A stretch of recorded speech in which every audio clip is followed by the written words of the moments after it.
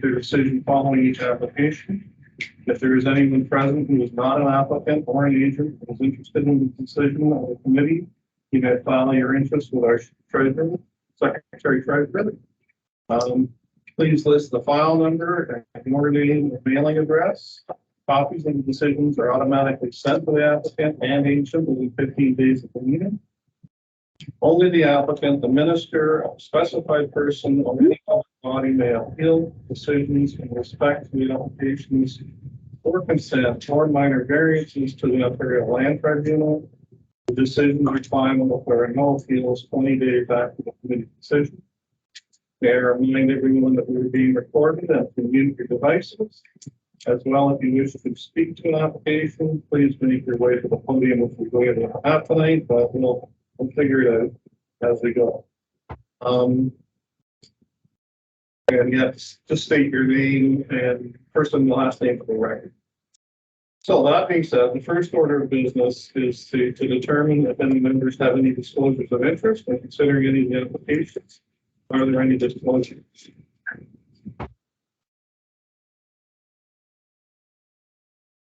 Okay. Can you hear us, Linda, all right? Okay.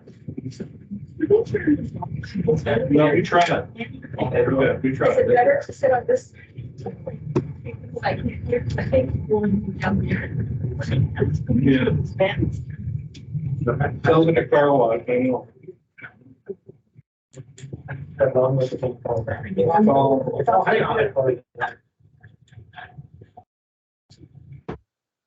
Speak up loud. Anyway, have all the members received the minutes of the previous meeting? Are there any errors or omissions? So there was a typo on the members that were present, and that's been corrected. And so we've taken care of that. I have a motion, and I have a motion to adopt the minutes from last month's meeting. And I got a mover in a second. So, as amended. And a seconder, two. In favor? That's carried. Linda, can you hear us? You're muted. Yes, I can hear you. Okay, thank you.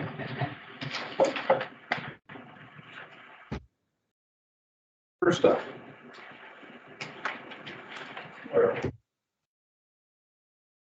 File number ANPL 2023199, Patterson, Deborah Moffey. The planner can give the report, please. Thank you. Through the chair, this application was referred to the September 2023 Committee of Adjustment meeting. The agent sought to undertake amendments to the proposal in terms of the site layout, verification on whether all lots on Walter Street lack frontages. In terms of the amended plans, it should be noted that updated plans will not change the fact the subject land has no frontage to a public street. No amended plans have been received at this stage.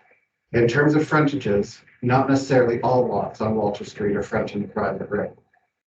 Service Ontario map was included in the attachments of the report and shows how many units are potentially fronting the private portion of Walter Street. It would appear to be around 10 units. The map and a new legal view are in attachment 1 of the report, and a letter from Paul Motley has been included as attachment 2 with a view of these issues. It should be noted that our legal counsel's opinions, both for planning and an earlier one for realty services, and that of Mr. Motley conflict. Regardless, none of these inquiries invalidate the fact that a portion of Walter Street is private. It does not fall under the definition of a public street. It may be an open private road, but not an open street as per the definition of street in Z-1-21.4. It does not comply with section 8.2.2D of the official plan that clearly says development shall only be permitted where frontage and access is to an open and public road that is maintained on a year-round basis as determined by the county. Within the legal view and in the opinion of staff, the only option is for an easement require an OPA and ZPA, official plan and zoning bylaw. It is planning's opinion that given the complex nature of the issues, this proposal should go through a council approval, which can be achieved through an official plan amendment to address the frontage issue on a private road, as has been done in the past. It should be noted that if members are minded to refer this application again, there will have to be a clear request given to staff, and that request is within the remit of community adjustment. As noted many times in this report, the only option for the site is to go through an OPA ZPA process at council, as other similar sites have done in the past, and which has clearly been explained to the applicant and agent. Committee members are bound to adhere to the intent and purpose of the PPS, the OP, and the zoning bylaws in your terms of residence. The approval of this application, with committee members aware that a building permit will not be issued for this site, and that it is wholly contrary to the planning provincial plan statement, if official plan and the zoning bylaws, would put the county in a precarious position. It would open the county to potential future legal action and could result in staff being compelled to take a report to council with a view to appealing the decision of the Committee of Adjustment to rectify the situation. The only decision is refusal, and the applicants can then appeal that refusal. Thank you. Thank you.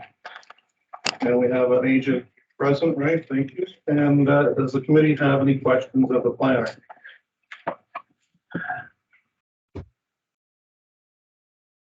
Dave, you have anything to add? I do. Mhm. If you can bear with me, especially if Linda can. I'm not at all sure why I'm here today. At the Committee of Adjustment meeting of September 20th, I asked the committee for referral in order to, one, rework the architectural plans and prepare a site plan that would show that the building did not impact the hydro right-of-way. And secondly, to sort out the planning department's issue with Walter Street. To that end, one, the architectural plans have been altered. Two, a new site plan has been prepared, and I have already calculated all of the up-to-date deficiencies. And on September the 25th, right after the last meeting, I wrote to the manager of planning requesting an in-person meeting between myself, Tricia, and Andrew to discuss their issues with Walter Street. On September 27th, Tricia responded to me that they were not available to meet with me that week, and to date have not scheduled a meeting with me to discuss this. Then on October the 10th, I received a notice of today's meeting with the exact same application as was presented on September the 20th, that meeting. And I fired back an email to the Secretary Treasurer, and this is what I said. In Friday's mail, I received a notice that the application's back on the docket for the November Committee of Adjustment meeting.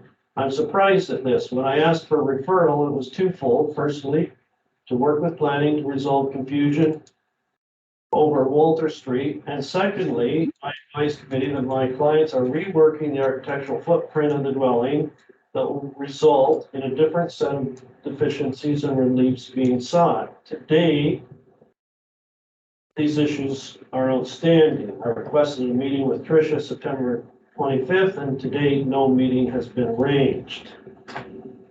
Then,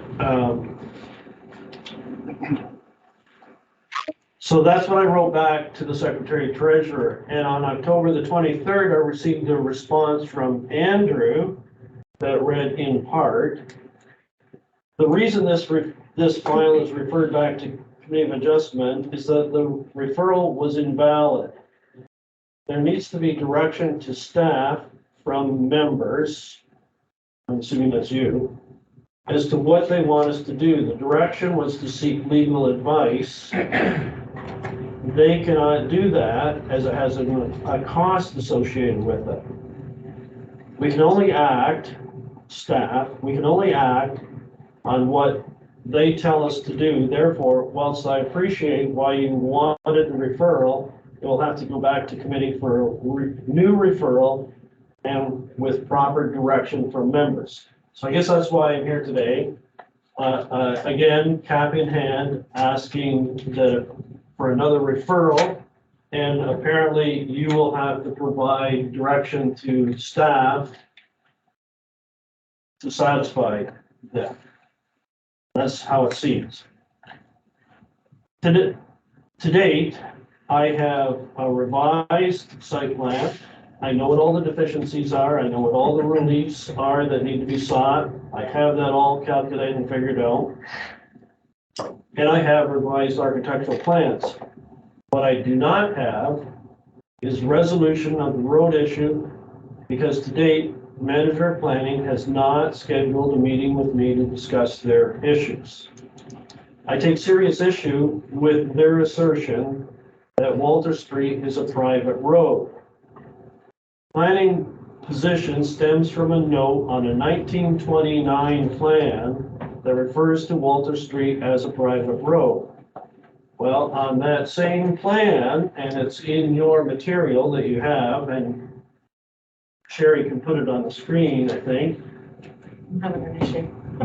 Okay, but on that same plan, Head Street, the initial part of Head Street off of Cedar Drive, is also shown as a private road. County Clerk Genevieve Sharbuck allowed that perhaps this is an unopened road allowance. But Andrew Call, the county's GIS supervisor, told me that there is only one unopened road allowance in all of Turkey Point, and Walter Street isn't it. Mike King, the engineering director, verbally told me that Walter Street has received maintenance by the county within the past 5 years, and further, maintenance is scheduled in the upcoming budget. So the county maintains it. Devin Hunter, the director of roads, told me that he was forbidden to speak with me. All correspondence had to go through the planning department. However, Bill Cridlin, the general manager of operations, wrote to me and said the county has always maintained Walter Street. So Walter Street satisfies one set of criteria. The fact that it's maintained is undisputed.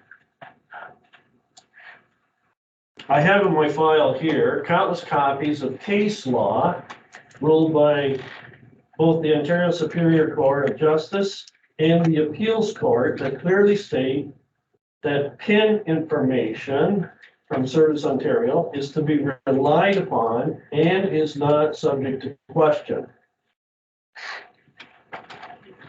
Oh, so which information? PIN information? The PIN information, Yes, okay. and that's something that Realty Services, and that's the only thing they hang their hat on. Right, I didn't quite hear what you Okay, said. I'm sorry.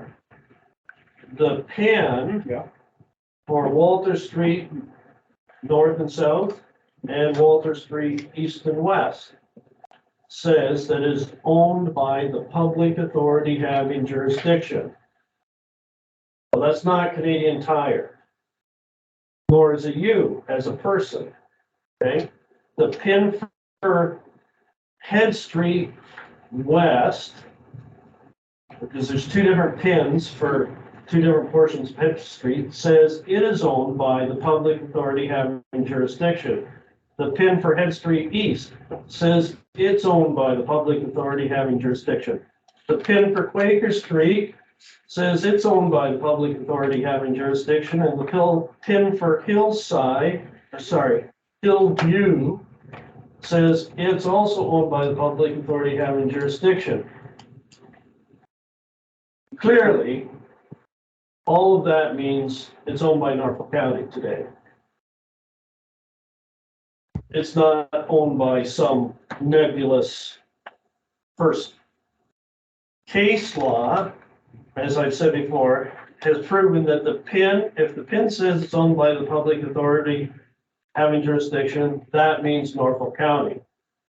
Realty Services and the Planning Department are the only two county departments that dispute this, and they have no grounds for disputing it because all of these other streets are clearly owned by the same public authority. Clearly, then, Walter Street is owned and maintained by Norfolk County and meets the definition of a street within the definitions of the zoning bylaw, despite planning's assertions otherwise. If we were to follow planning's assertion that Walter Street's a private road, then we also have to believe that Head Street's a private road. And looking at the map appended to the legal opinion by lawyer Hassan there, he identifies the fact that by taking, if the county wants to assert that Walter Street is a private road, then you also have to apply that same definition to Head Street. Therefore, planning has effectively declared that all properties on Head Street, Quaker Street, Hillview, Walter East-West, and Walter North-South are in effect landlocked and have no frontage at all. That means 22 lots on Head Street, 11 lots on Quaker Street, 9 lots on Hillview, 50 lots on Walter Street North-South, and 25 lots on Walter Street East-West, for a total of 82 effective lots are being declared as landlocked with no frontage on a public road, according to the planning department's notion. Planning, though, has processed in the past 4 minor variances on Walter Street North-South, the part in question. Can I get you to just kind of summarize, Dave? I think we've got the gist of. I am getting, yeah, I am. Okay.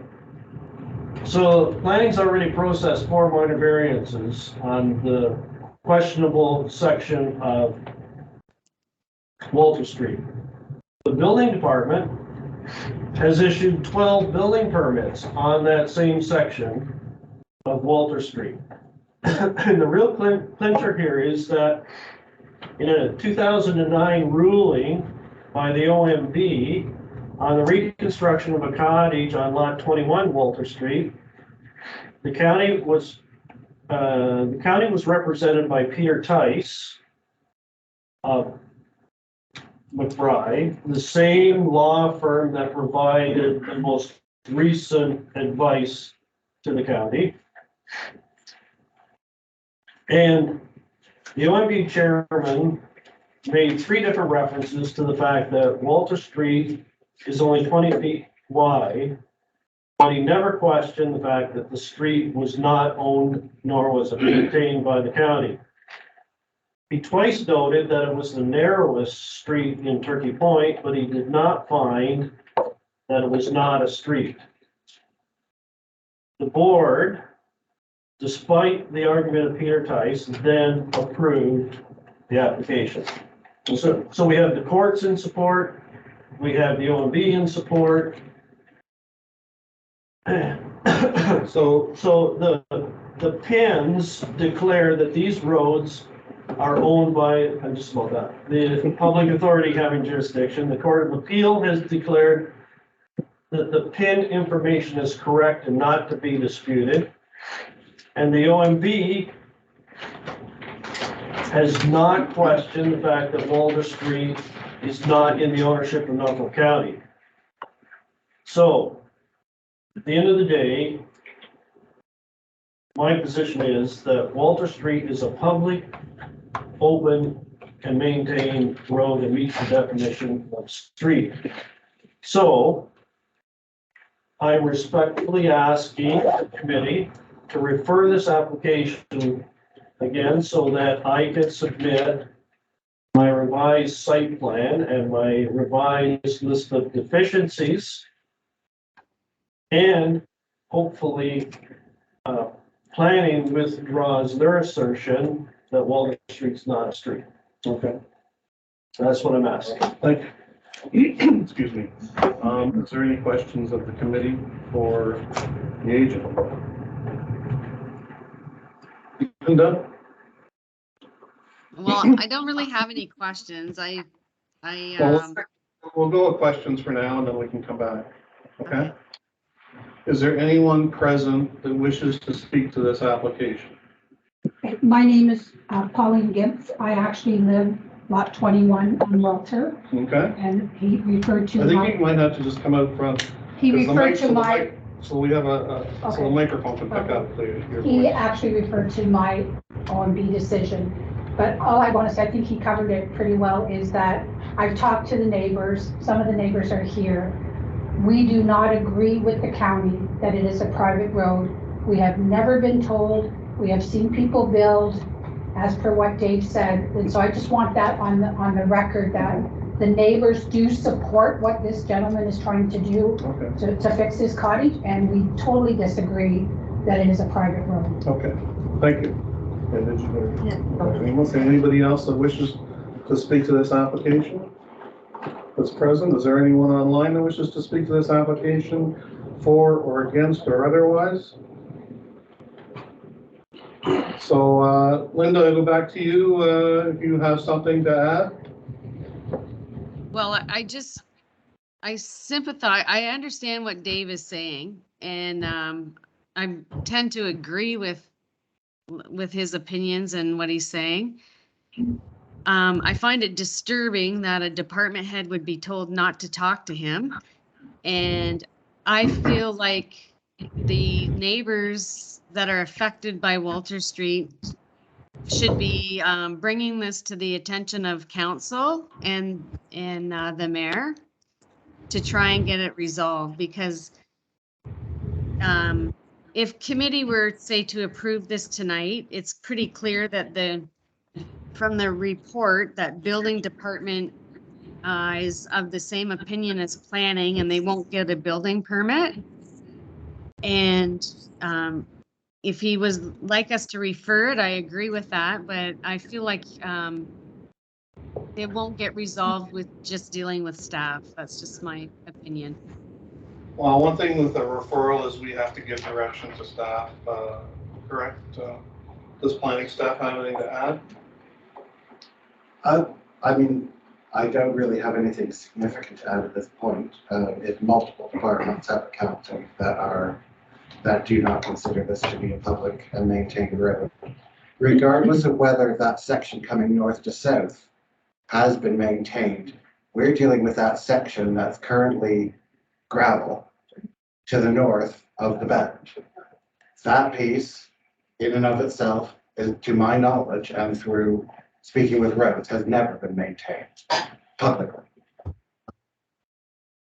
So we're talking about this one plot.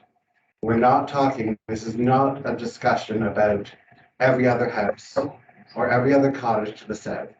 This application is about this site.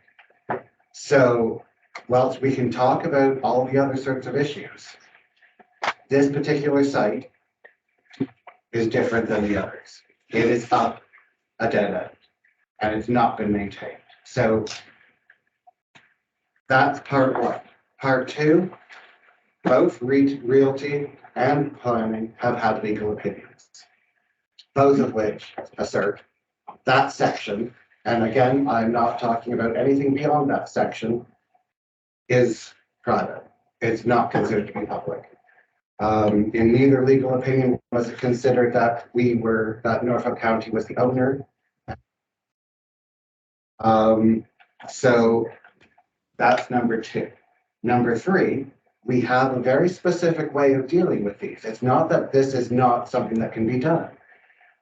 As we've discussed multiple times in the past, you get an easement to the main road, to the existing public highway that we would recognize in planning and at the county as the public highway, and go through an OPA, ZPA process. This has been done several other times in Turkey Point. So there is a process in place. A minor variance cannot be done if there's not a frontage.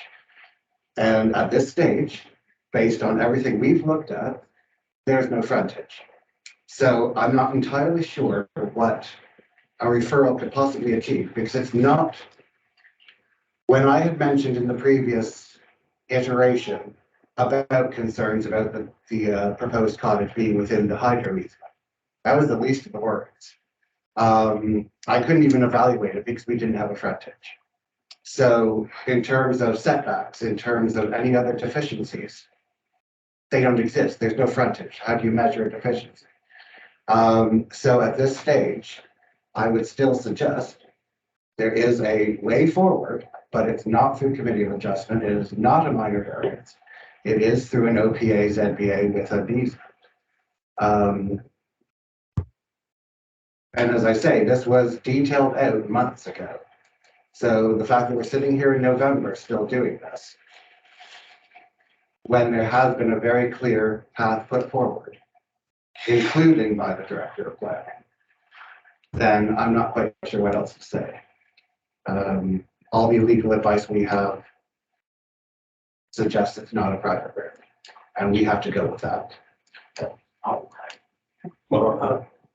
Mr. Chair, Oh, sorry, go ahead. Andrew explained quite well. I would just add a few more things just to provide some response on these points. He mentioned about some discussion with roads.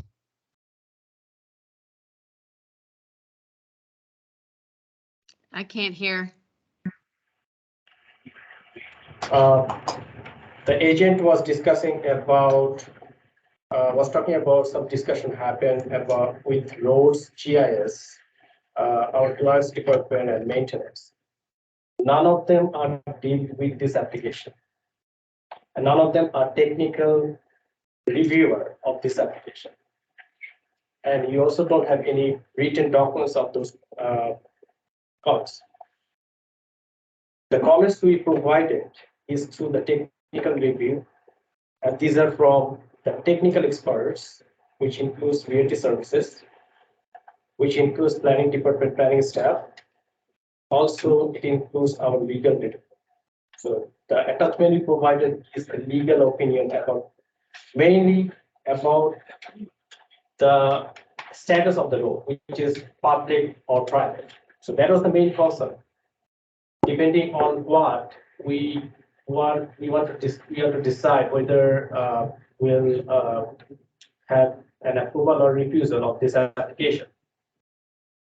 And based on the documents, based on the comments, what my opinion is, decision cannot be done through the CO. It has to go through the council with a larger review. And as Andrew mentioned, this is what we did previously for other similar applications.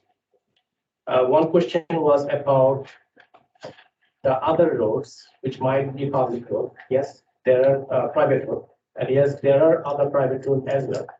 And we had previous examples of OP and ZB applications for those for the developers of those roads. Another question was about what happened to the lots which are on private road now, and whether building permit are provided. Yes, sometimes there are building permit can be provided. For example, if you have, let's say, if you have, you're changing your internal rooms, which already have a building permit can be provided. But we are not talking about any other lots. We are particularly talking about these lots. So let's focus on these lots and what can be done. Staff is not saying that it cannot be done. What steps is saying is there is a different process that you have to go through. And from my opinion, 25% cannot provide decision on this. Okay. Great. Can I respond? Yes, please. Okay, so tonight, Can we focus on this application and this lot? And I'm focused. Tonight was the very first time I've heard Andrew say that he's only focused on the gravel portion of Walter Street. All other correspondence, including mapping and diagrams and what have you that's been appended, has been the entirety of the north and south section of Walter Street.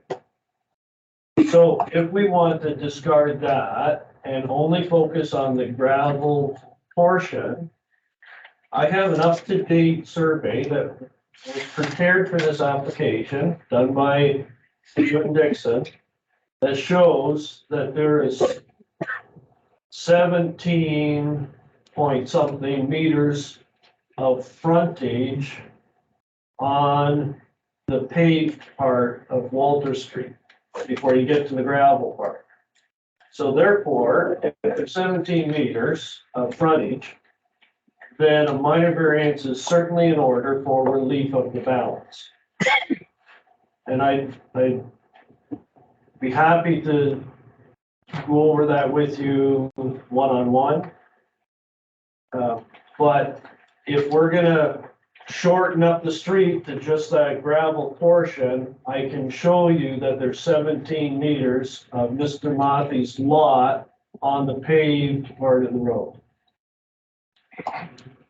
Okay, So I can. are you good at Dave?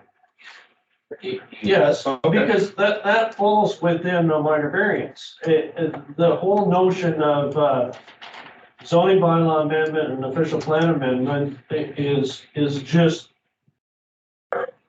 ludicrous, frankly, because with 17 meters of frontage,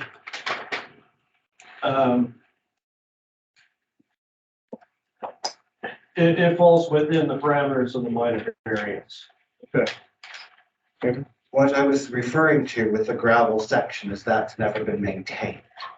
I'm not saying that that's the only section that is considered private. You've seen the mapping that's been sent out, and it is that north-south section.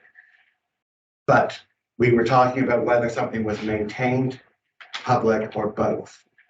And yes, that section, the north-south from the corner down, has been maintained for a number of years, and roads have said that.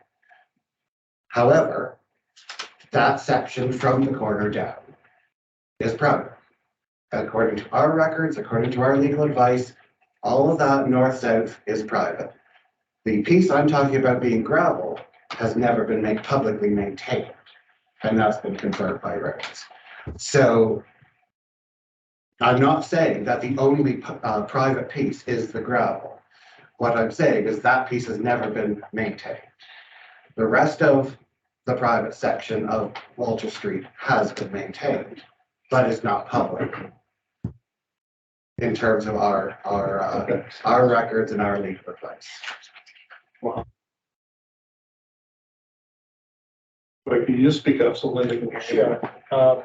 So the PIN certificates or the details of the PINs, you mentioned that owned by public jurisdiction.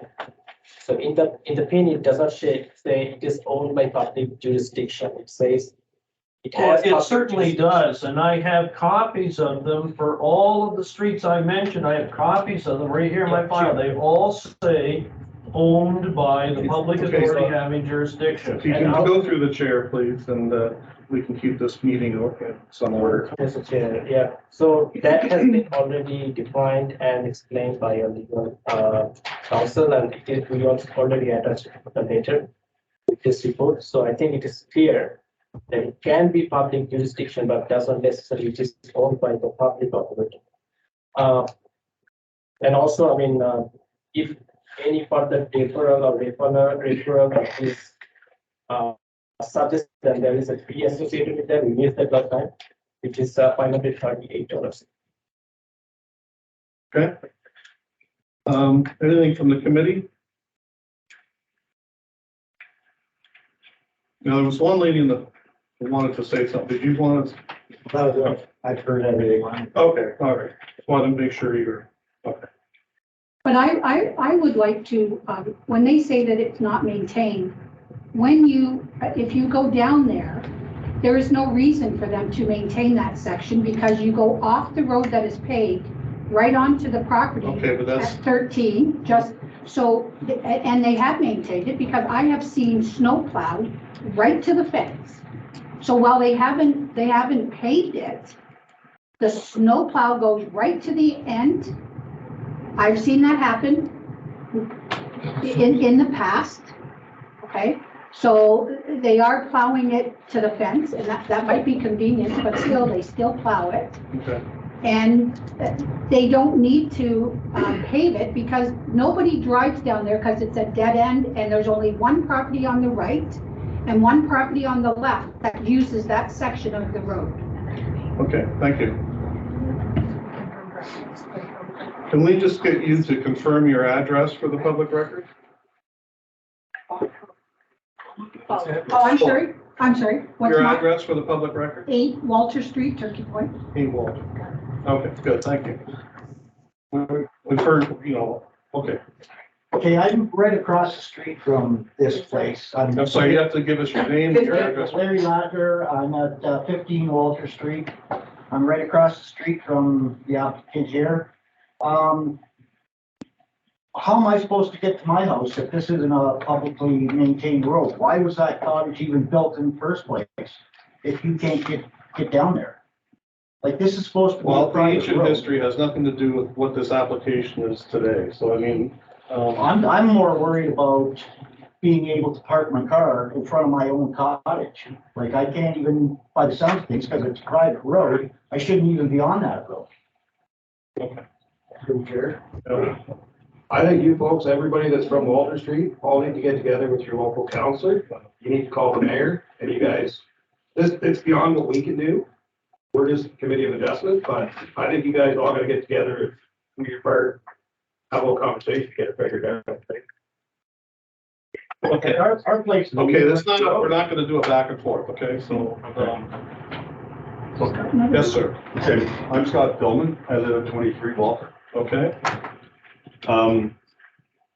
Just on behalf of the applicant here, I know that he has previously obtained 3 permits for renovating his property.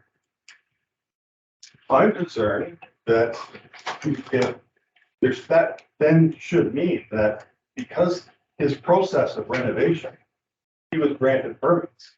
Why is he no longer allowed to obtain a permit? Can you understand what I'm? I understand exactly what you're saying, but I can't comment on that, I have no information to that effect, well, it's not part of this application. Mohammed? So, Mr. Chairman, this application came into the light because the owner was to demolish the building and was to create a larger building. So when we proposed it, that it went through our zoning compliance. At that time, we found that there was some zoning amendment required, and we dig down, and then incidentally we found that that road is private. Initially, we even did not know that it was a private road. But when we had to send it to realty services, they did it down and they found that it's a private road. To confirm them, we had to go to the legal counsel for further investigation. So before that, we even didn't know that it's a private road. But it is true that there are private roads across Norfolk County, especially in Port Rowan, Port Dover area. And we faced this situation before, and as I mentioned, it went through the council, option plan amendment or zoning plan amendment. So it's not uncommon. Okay, I'm gonna give this one more shot. Last call, anyone else that has anything to speak to this application and specifically to this application, anybody? Okay, I think we've heard all sides pretty well now. Is there the wishes of the committee? Can I get some direction here?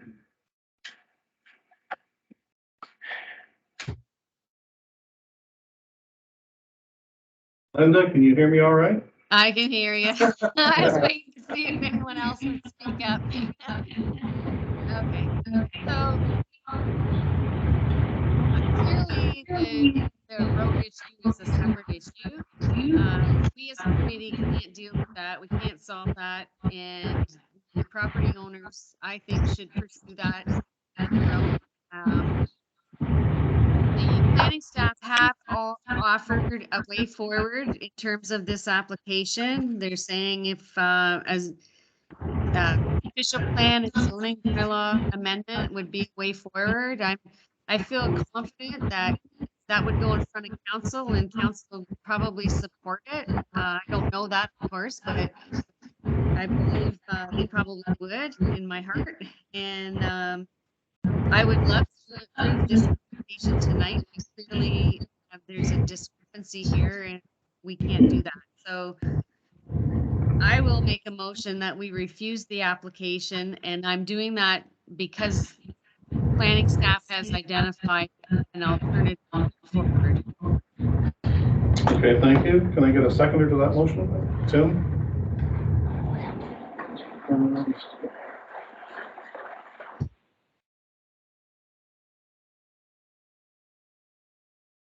Okay, so file number ANPL 2023199, Patterson and Deborah Monty. A motion for refusal has been put forward. Moved by Linda, seconded by Tim. All in favor? That is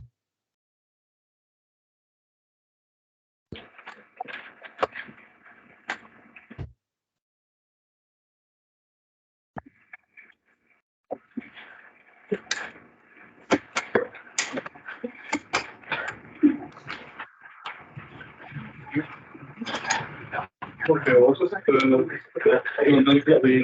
clear. Absolutely. And we can move on.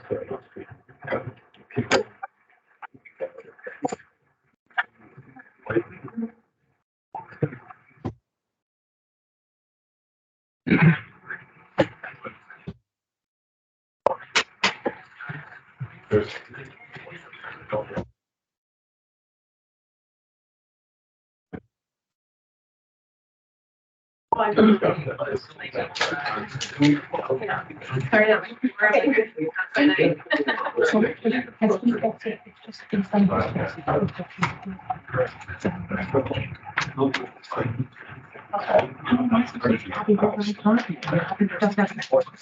can I just get you to take your discussion outside now? Thank you. So we can carry on. Yes.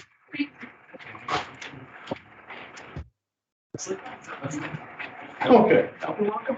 So next up, file number BNPL 2023260, Bradley and Kristen Beaver. Planner can give the report, please. Thank you. Through the chair, an application has been received to sever a parcel having frontage of approximately 94 meters, a width of 94 meters, a depth of 62 meters, and having an area of 0.6 hectares, and retain a parcel having an area of 3.2 hectares as the creation of a lot in the agricultural designation. This has been before you before at the last committee of adjustment meeting, and it was referred in order for us to seek clarification on whether or not this was a necessary step in order to achieve a severance for something that was merged on title. So I won't go into specific details again. So the purpose of this application is due to the two lots being purchased at the same time, not by the current owners, but by the previous owners, are adjacent to one another, are in the same ownership, and were therefore merged on title. Whilst it's not a merger recognized in planning terms, given the two lots still retain separate roll numbers and civic addresses, nor would the planning policy statement, the official plan of the zoning bylaws, support a severance in the agricultural zone and designation. However, after confirmation from the Realty Department, it was clarified that a severance through planning is a requirement to legally sever these lots on title.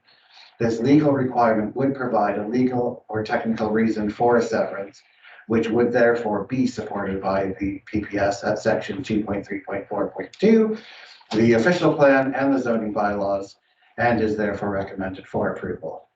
Okay, thank you. And there's an agent or applicant is present, right? Okay, thank you. Any questions from the committee? This is kind of a housekeeping matter that we had last month.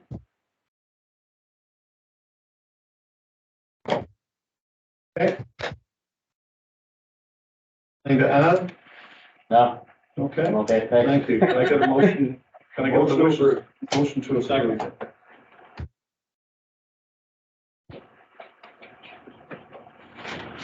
So file number BNPL 2023-260, Bradley and Kristen Bayvart.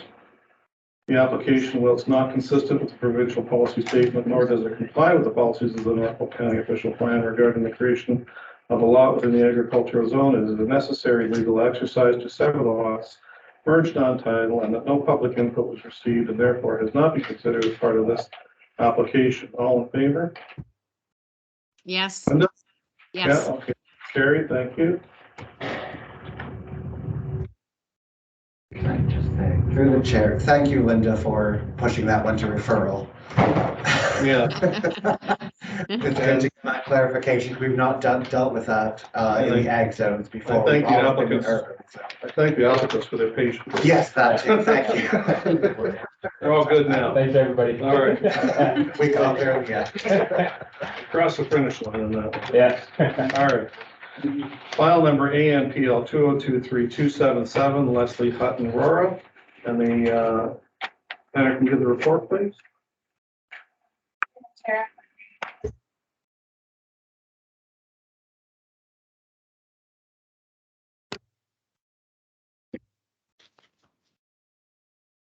I'm not So- hearing anything. Oh, Oh, sorry, Linda, can you hear me? I can now. Yes, thanks. Okay, sorry, I'm quiet. So regarding the NPL 2023-276, an application has been received to sever a parcel having a frontage of roughly 15 meters, width of the same, a depth of 20 meters, and an area of 308 square meters, and retain a residential parcel having an area of approximately 238 square meters as the creation of a vacant lot in the central business district zone. Following that, application ANPL 2023-277 has been received to recognize the deficiency from aforementioned severance application, requiring relief of 3.12 meters from the minimum lot frontage of 15 meters, 211.5 square meters from the required minimum lot area of 450 square meters, 2.29 meters from the minimum front yard setback of 6 meters, and 3.04 meters from the minimum rear yard setback of 7.5 meters. The subject lands are located east of the intersection of St. Andrew Street and Market Street in Port Dover. As noted, they are zoned central business district and designated mixed residential / commercial in the official plan of Norfolk County. While the intent of the severed parcel is unknown, the application indicates the intent of the severance is to leverage an oversized residential lot to create a viable new parcel suitable for a variety of future uses that align with the objectives of the official plan and the provisions of the zoning bylaw.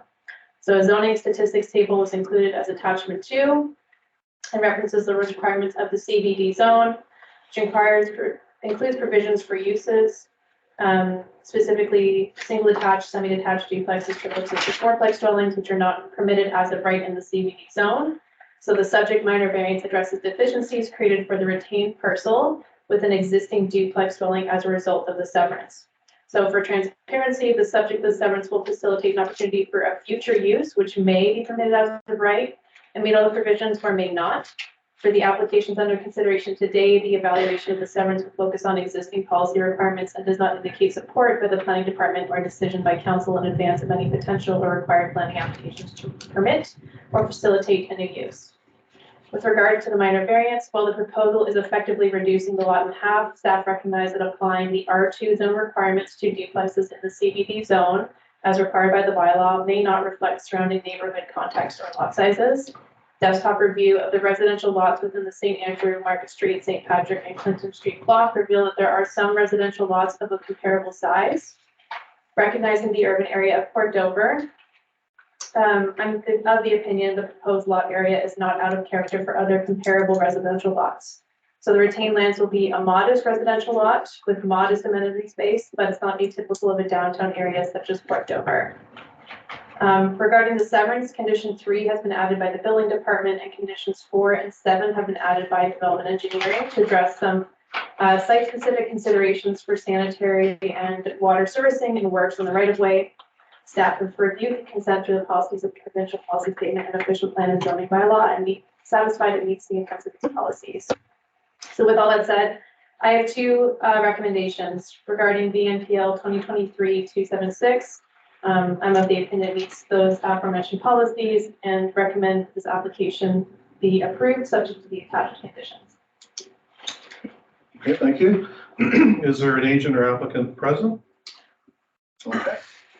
Any questions from the committee to the planner? No? Does the applicant have anything to add? Your name for the record? My name is Tommy Land. Tommy Land, yeah. The committee? So we'll do, we've got two here, so we'll do 2023-277, which is the minor variance. Yep. First, So the recommendation, planning staff consider it before test. second by Phil. That file number ANPL 2023-277 in the name of Leslie Hutton Aurora. In accordance with section 45(1) of the Planning Act, the requested relief is considered appropriate for the proposed development, minor in nature, maintains the general intent of the official plan and the zoning bylaw, and no public input was received and therefore is not being considered as part of this application. All in favor? Linda? Yes, yes. Okay, that's carried.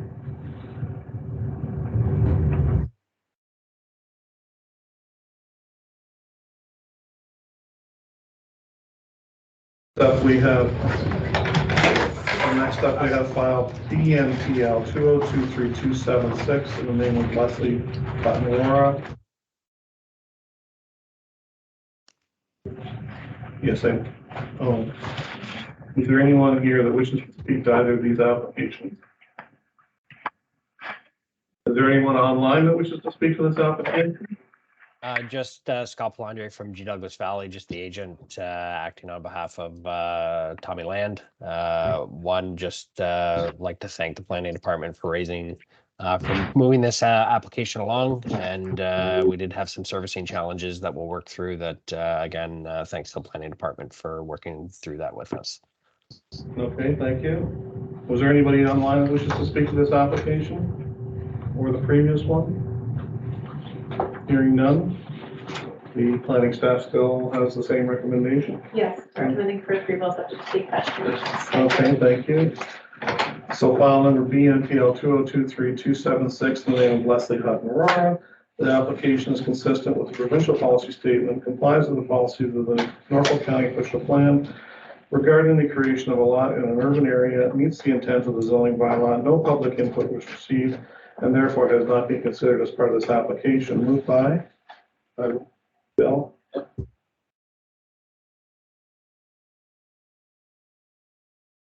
All in favor? Linda? Yes. Thank you. That's carried.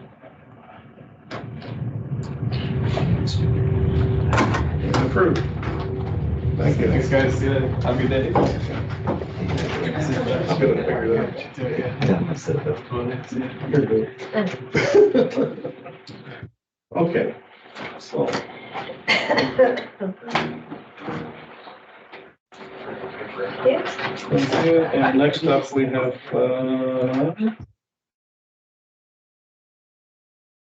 288 in the name of Jennifer Caterino, and the planner can give the report, please.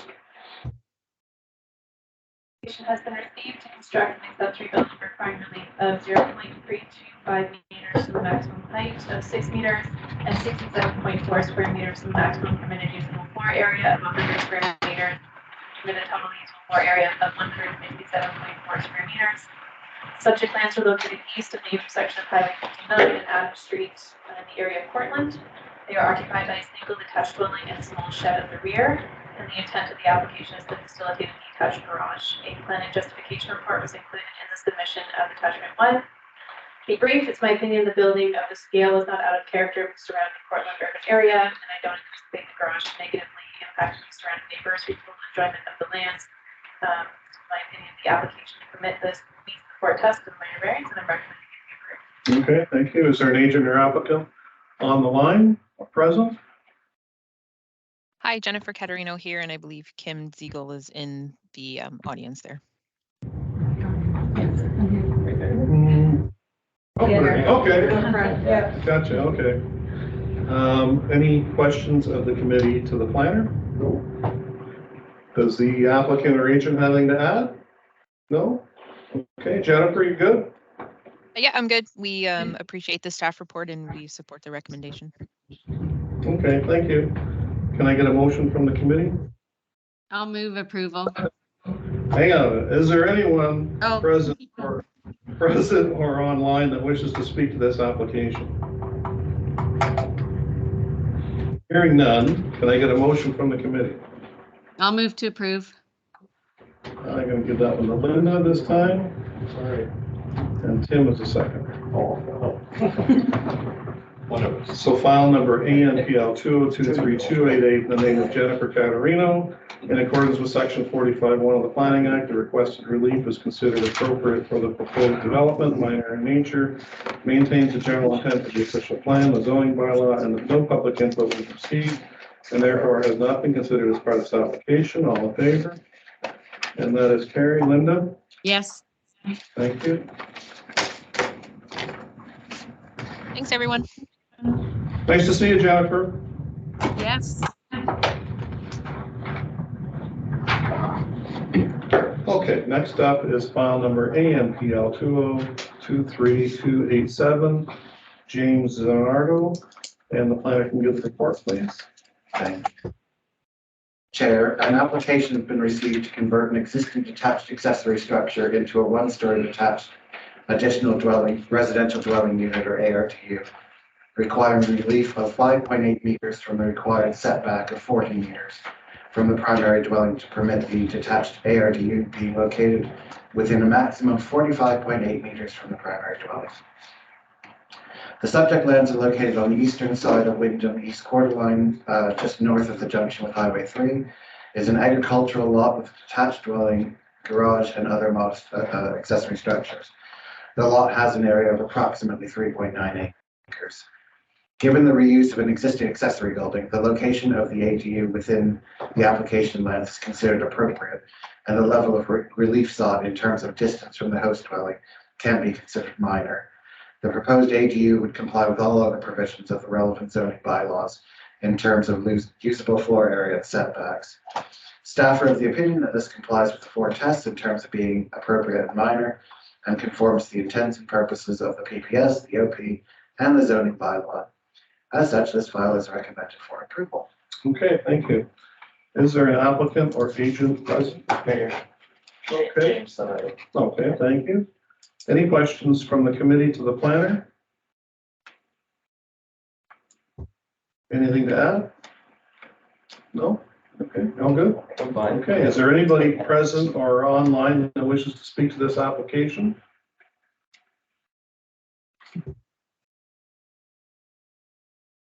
No? Tim? So file number ANPL 2023287 in the name of James Zanardo. In accordance with section 45(1) of the Planning Act, the requested relief is considered appropriate for the proposed development, minor in nature, maintains the general intent of the official plan and zoning bylaw, no public input was received, and therefore has not been considered as part of this application. All in favor? Yes. Thank you. And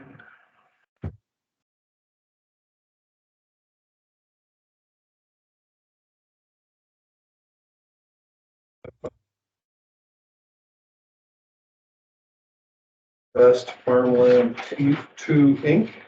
And the planner can give the report, please. Thank you. Through the chair, an application has been received to sever a parcel having a frontage of 30 meters, a width of 29 meters, a depth of 70, and having an area of 2,807 square meters, and retain a parcel having an area of 39.8 hectares as the severance of a dwelling made surplus through farm amalgamation.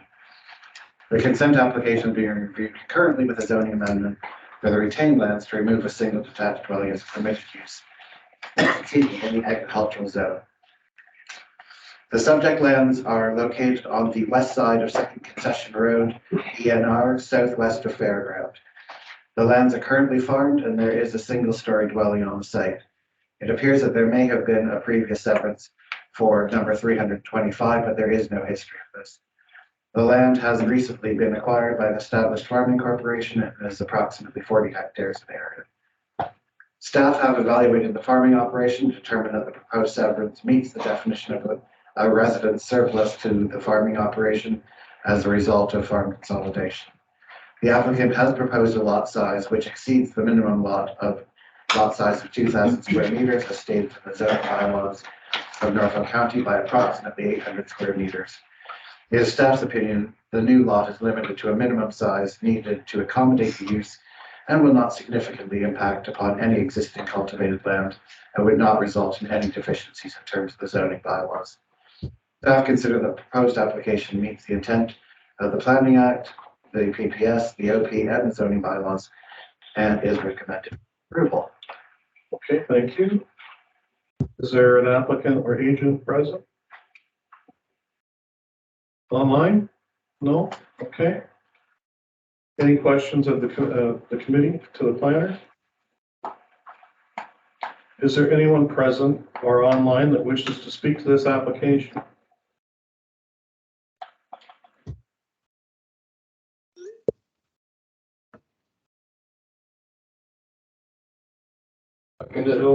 Second. File number BNPL 2023268, Ag Invest Farmland 2 Inc. This application is consistent with the provincial policy statement, applies the policies of the Norfolk County official plan regarding the creation of a lot in a rural area, meets the intent of the zoning bylaw, and that no public input was received, and therefore has not been considered as part of this application. All in favor? Yes. Thank you, and that is carried.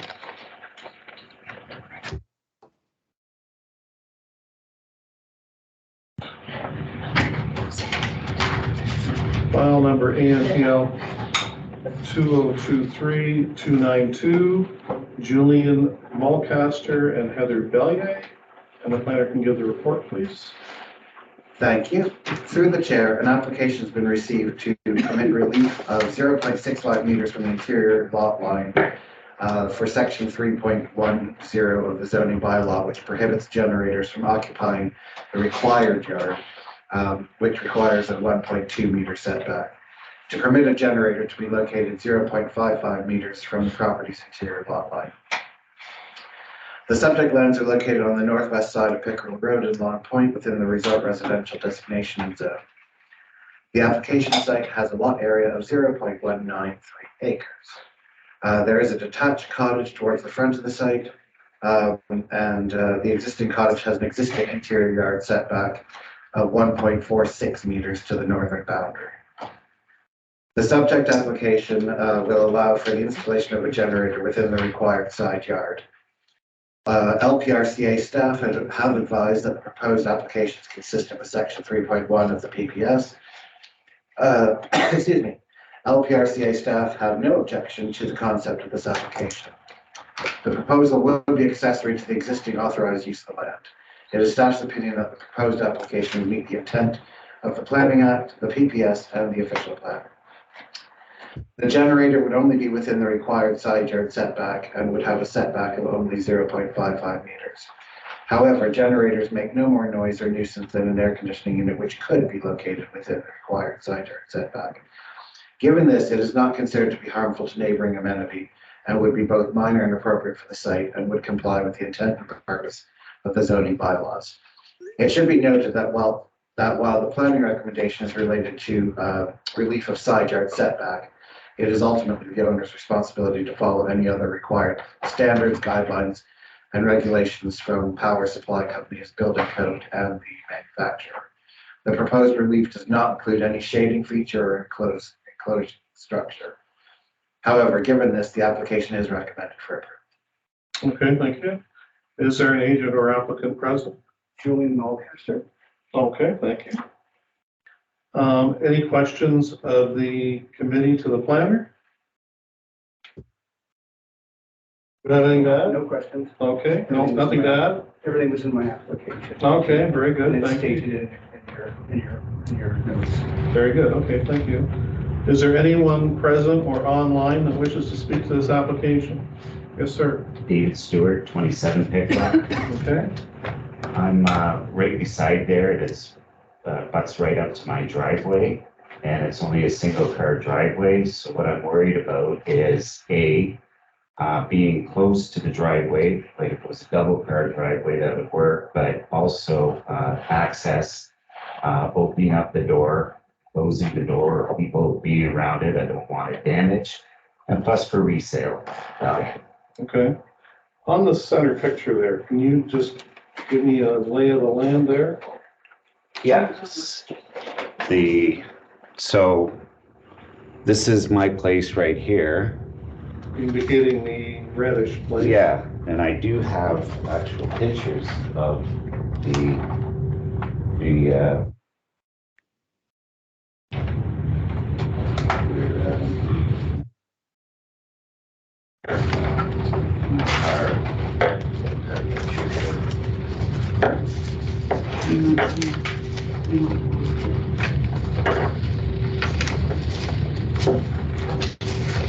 sisters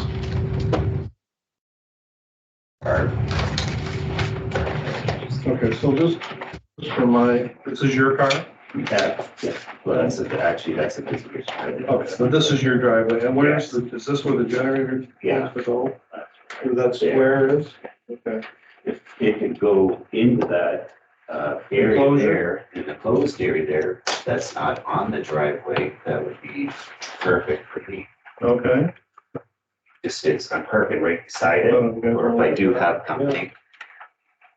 Well, I don't know how we fit Linda with it. Want us to hold up onto the camera? Sure. Just, you have to. You have to go right up close. Where? Right up close. Look, the camera's on top of the monitor. Yeah. The one with the white car and the square, Hang on, Okay, Sure. I see it. Yep. one more. You. Okay. Okay.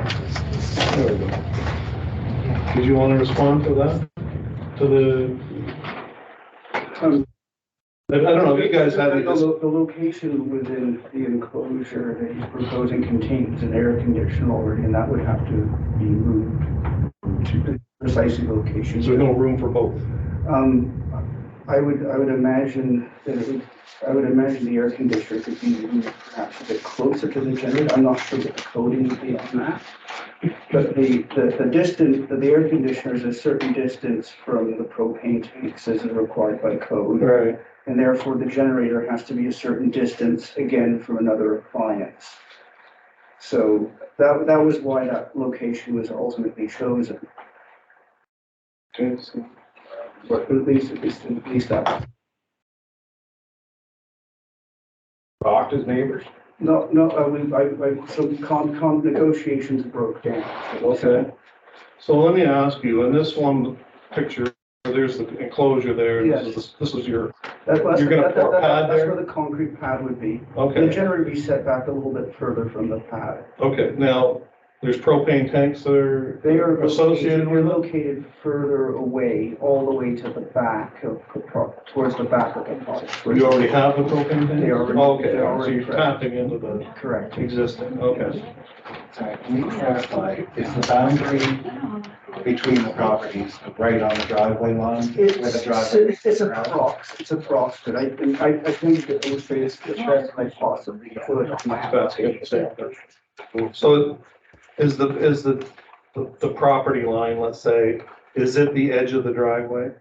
Yes, It's in just Within, yeah, just a very small few inches. okay, If I could say a couple things, I also live at 27 Peck Road, at David's better half, Shelley Rose. I also took, photos here. When you look at pictures, okay, so then just need to back that point. Yes, his enclosed, propane tanks, as you can see here, are right here. He has put a gate, and we have been very polite up to this point. He has put a gate that is accessing the tanks that they have to come in to walk in on our property to fill the tanks. Nothing has been discussed as of now. The moment we saw the pad, we did call here to get some opinions, to make sure that when you vote, it wasn't code violation. On that, where the stop, this is where this began. Now, if he's looking, because he has to have it code closer to the tanks, as you can see in this picture. Front of the house, so if you take it to the, walk to the I front just of the have to house. speak up so. Sorry, you can take it to the front of the house from where it is, take it up to the front, and take it far enough away from the windows of code, and it can still be on the same side and within code to be touching the propane tanks for access reasons. Okay. Okay, so that there, I have gone to the home multiple times, Yeah. to speak to him, like, calm here, and it's just turned into a, Okay. okay? Now, let me ask the applicant, is there another location anywhere else on your lot you can put this? It's very challenging. What about the other side? There is a driveway on that side, and there is a bed, but the generator would sit in the driveway literally on the other side. Anything further back renders the generator puts the generator into a position where it is subject to flooding. So the only other location would be in the very, very front of the property, which would be quite an eyesore in my opinion. It would not reflect nicely on the neighborhood in general. Okay. Yeah, sure. Andrew. Through the chair, I just want to sort of refocus that we're here to determine the application that's in front of us, not finding other locations. Yeah. It's fully within his lot. Given that it may not be ideal for neighbors, but it is within his lot. But he's asking for relief of how much again? About half of what is required. However, that said, as he has mentioned, his air conditioning unit could be there, it could be directly on the lot line. This is actually an old bylaw that hasn't been repealed, in terms of the generator location. The ones for air conditioning had been, the ones for the generator hadn't, so this is actually, again, almost a legal loophole that they've fallen into. So you could put an air conditioning unit 12 times the size of that, as long as it fits on their lot, it would be allowed on the property line. Okay. So I think that's sort of the angle you have to look at it, that yes, it's asking for relief, but it's asking for relief of a bylaw that actually should have been. Fine for one appliance, not fine for another. Exactly. Appliance. Gotcha, okay. Okay. Phil, go ahead. Okay, so through the chair, I guess, so this gate that accesses your tank, right? Okay, It also accesses the air conditioning unit. right, okay, but requires you to walk across the neighbor's property. Okay, so I'm gonna give you an opportunity to ask for a delay on this, because if we approve it, you may lose that access. Because that would be within their rights. Yes, I would have to construct an alternate access Yes. in the front. So I guess you'd have to decide if that's more trouble than relocating this thing. But the problem is there's no other location that's Well, suitable. Well, that's not, It's your call, right? I'm just saying that I'm giving you the opportunity to ask for a delay. Through the chair, just again for transparency, should an applicant request a referral, there is a recirculation fee.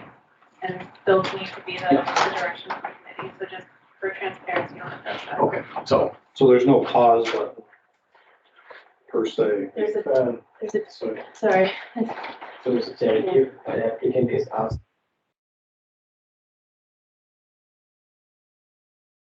I can't hear.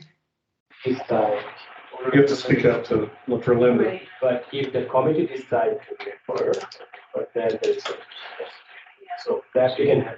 So if the committee refers for the purposes of a pause and nothing is changing except the applicant is reassessing his own situation, there's no fee. It'll be a, sorry, it'll be a deferral with a specific date in mind, that's the process, whereas a A referral. referral is asking for direction and that's. Direction, and then we recirculate that, but Mohammed is correct, if staff are recommending a referral, and the committee is recommending a referral, there's no fee associated, but at this stage, if the applicant were to request a referral, there would be a fee associated with that. But if the committee just decides to defer and presses pause, we can come back and he can come back at a later date.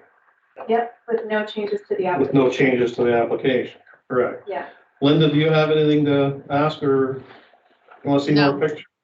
No, I might just ask the committee what a deferral or what a delay would. Well, it would get you a chance to maybe negotiate with your neighbors and in good faith and open the lines of communication. And then come back and with no changes to your application. Or the other option is we can refuse it. Those are your choices for today. So if I did, so I mean, the only option that I can see would be to place the generator within the enclosure and move the air conditioner outside. That's out of the realm of this application. So I'm just saying that your options today are a deferral by the committee, and that presses pause on your application. And then you would come back, the application could come back whenever we can schedule it. I don't know when that is. It's a month or two. You can open the lines of communication. That's what I would recommend. And go from there. Or the committee can outright refuse the application. Those are your choices. Or approve. Or approve it. Yes, we could approve it too, yes. And I mean, I think, I'd rather just carry on with this. Okay. And sort it out and move along. Okay, It's been a very long time coming. I've done a lot of work with this application. I understand. So I just wanted to make sure you're clear on the options. I understand the options. Okay. Andrew. I could just come in through the chair. Just have to speak up for Linda. Oh, yes, sorry. Just to be clear, if the committee were to do a deferral, it would be interesting to know what the planning rationale would be for a deferral. What we have here is something that, yeah, refuse it or approve it, whether you think it's minor and appropriate or it's not minor and not appropriate. But a deferral at this stage, as far as I'm aware, neighbor relations is not a planning matter. So it would be one thing if the applicant requested the deferral. I'm not entirely sure there's much of a basis to impose a deferral in terms of planning. I just wanted to make that clear, that there's not sort of a policy that says neighbors have to be happy. I know that, but I'd also like to give everyone an opportunity. Okay, I would like to say something now. Okay, Sure. When, like this, listen, I get that people want to put generators. There's more power outage there that I've seen in the last 15 years being there. But the other thing the moment I went over there to speak to him very politely as a neighbor, because it's like I said, this was never addressed. We never said anything. Let that go. The part that he said initially was the aesthetic. So this aesthetic thing, that's where you have other options. And that's when I took the picture. You can see the one picture is going around with he has got a whole wall. He's got the whole front yard, which is it's within meters from his tank side. He also has a full side of his driveway, but he doesn't want to look at it, which is not my problem. It's his own property when he drives in. The other thing I checked is another property that's a very valuable property that they have it at the front yard, and yes, you can see it. Most of them do. You can make a landscape around it. There's other ways to do it. We are not saying we're trying to be rude. It's going to impose on our property line. It's going to affect the value of the go to rebuild or resell. That's it. Straightforward. All right, I think we got the gist of both sides. Yep. Linda, anything to add? no. Okay, thank you. Can I get, is there anybody online or in attendance that wishes to speak to this application? Hearing none? What are the wishes of the committee?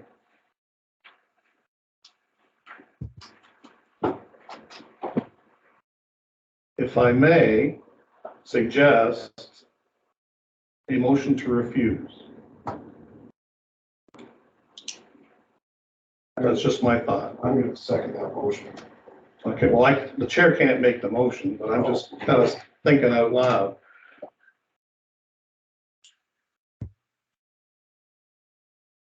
So what would the committee like to do?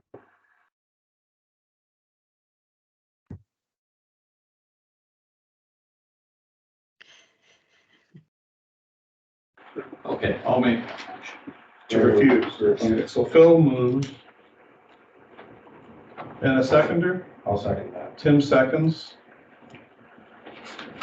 That file number AMPL 2023-292, Julian Mulcaster and Heather Bellier, that the application be refused. All in favor? Linda? No, no. Okay, thank you. That's carried.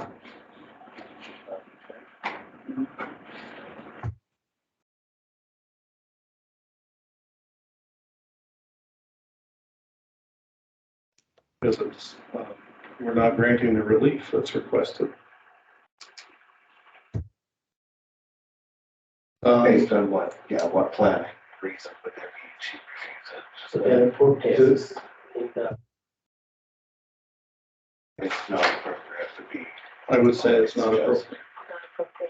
That's my, not, but I mean, I would have to get the. It will disturb the heck out of the neighbors. It's very intrusive. There are other options. Yeah, there's so many, you know. I personally have a generator and I know how loud they are. Yeah. Perfect. Thank you. Alan, Yeah, could you just make sure the applicant's aware that they can appeal the decision? yes. You can appeal it within 20 days. Okay? Okay.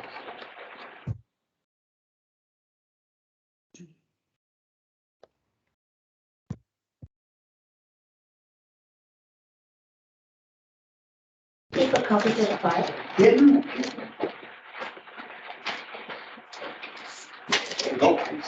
Well, do you have two full sets of? Okay. Okay, I'll just keep it to the file.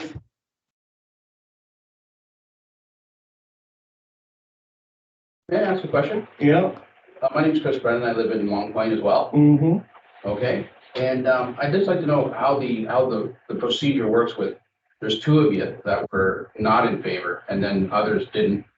There's other people that are part of the committee. So these guys here are part of the planning department? Yeah. The committee is S3. We are the committee. Oh, okay. See, I didn't So understand it's that. Two versus. I don't yeah. understand that. So okay. So there's That's honestly, guys, if you just matters. It's a resident on the spot. See, I'm a licensed HVAC mechanic. It has to be 10 feet away from the propane tanks. I think that Okay. you know that. It has to be 10 feet away. It could be more. But to answer your Well, it question. could be more than 10 It could be more than that. Sure. Like, I got a Okay, generator. let's go, Tim. That's enough. We want a whole nother discussion for another day. Yeah. Nothing else. Real quick, because we've already made our decision. Okay, fine. Thank you. Okay, last up is ANPL 2023-274, Joel Sherwood. I think The planner can give the report. Thanks for coming. Thank you. Through the chair, an application has been received to reconstruct a vacation home requiring relief of 2.7% from the maximum permitted lot coverage, 15%, permitted lot coverage of 17.4%. The subject lands are located on the north side of Woodstock Avenue within the resort residential area of Long Point.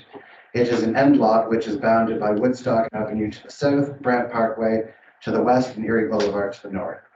There was an existing cottage on the site which has been rebuilt. The works are largely complete and a permit was already granted for the works undertaken. The subject application is to facilitate the reconstruction of an enlarged vacation home, and the relief sought of 2.7% in coverage is considered to be minor and appropriate and would meet the overall intent and purpose of the PPS, DOP, and the zoning bylaws. The proposal conforms to all other zoning provisions and is recommended for approval. It should be noted that the relief sought covers the cottage only, which conforms to the existing permit issued by Norfolk County.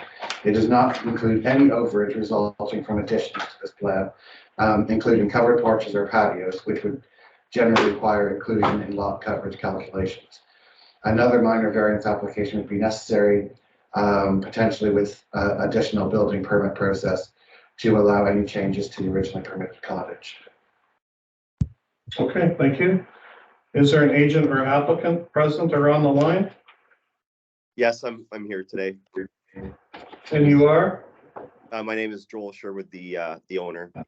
Okay, thank you. We'll get back to you. Any questions of the committee to the planner? Linda? No. Okay. Mr. Sherwood, do you have anything to add? No, I just want to thank the committee for the application and its review. As stated by the gentleman there, the property does comply with the large majority of the requirements and bylaws, the LPCRA and a number of other coverage items. And the reason for it is to be consistent in the area and to make use of the property as such. And so we're looking forward to the successful application here. Okay, thank you very much. Is there anyone present or online that wishes to speak to this application? Hearing none, the wishes of the committee are? Tim moves to approve. Awesome. Phil moves seconds. File number AMPL.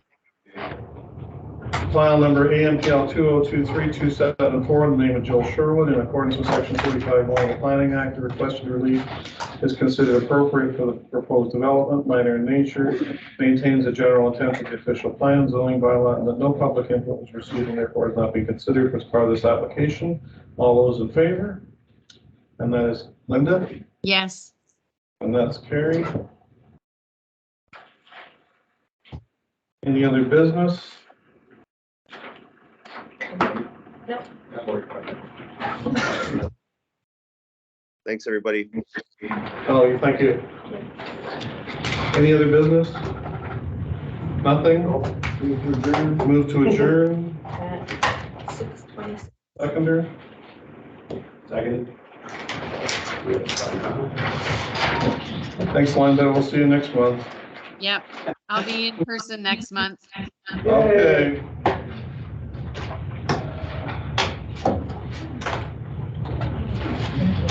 Don't refuse many. There's two. Yeah. I was thankful you mentioned that though, because you know what, it's just, I don't know, maybe we'll burn for it, but you know what, that's okay. You guys got a huge problem.